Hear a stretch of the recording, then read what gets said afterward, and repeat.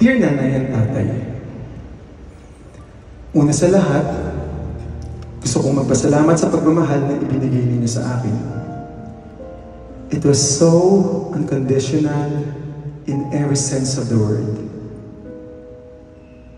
Napaka-bless ko dahil kayo ang mga naging magulang ko. Sa totoo lang, hindi ko alam kung paano magpatuloy at magsimula muli na wala kayong dalawa. In 4 days, magbe-birthday na ako ulit. Ito na yata yung pinakamalungkot kong birthday. Nasanay kasi akong tuwing magse-celebrate ako ng mahahalagang okasyon at milestones ng buhay ko, nandiyan kayo. 20 years ago, kayong dalawa yung kasama kong nangarap. Alam mo na, naalala ko pa mga 2 years ago, sobra kang excited sa 20th anniversary ko. Tinatanong mo pa nga, anak, ano kaya ang susuotin ko sa concert mo? Napakasakit, napakahirap. Pero ngayong gabi, alam kong kapiling ko kayong dalawa. Sana nakikita nyo kung gaano karami yung mga tao, yung mga nagmamahal, yung nakikiselebrate sa akin ngayon.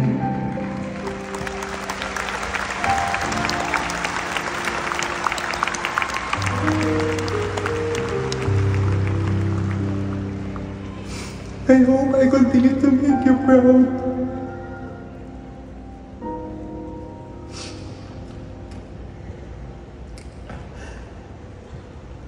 Sa tuwing magko-concert ako,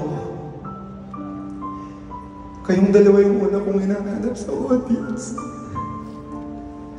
Para mawala yung kaba at takot ko.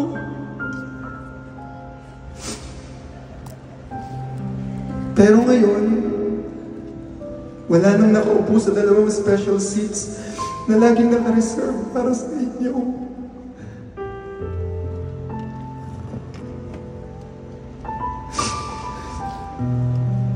Napakahirap mag-celebrate na alam kong hindi ko na kayo makakasama kailanman. Pero pinili kong ituloy ang concert na ito dahil alam kong ito ang gusto ninyo. To honor and share the gift that God has given me. Tay-Nay, I promise to take care of myself and continue to be strong for our family. I promise to continue your legacy of love, humility, and gratitude. Kung ano ako ngayon, dahil po yan sa inyong dalawa. Wala man kayong dalawa sa harapan ko ngayon, I promise that you will have the best seats in my heart forever. Mahal na mahal ko kayong dalawa. Sobra.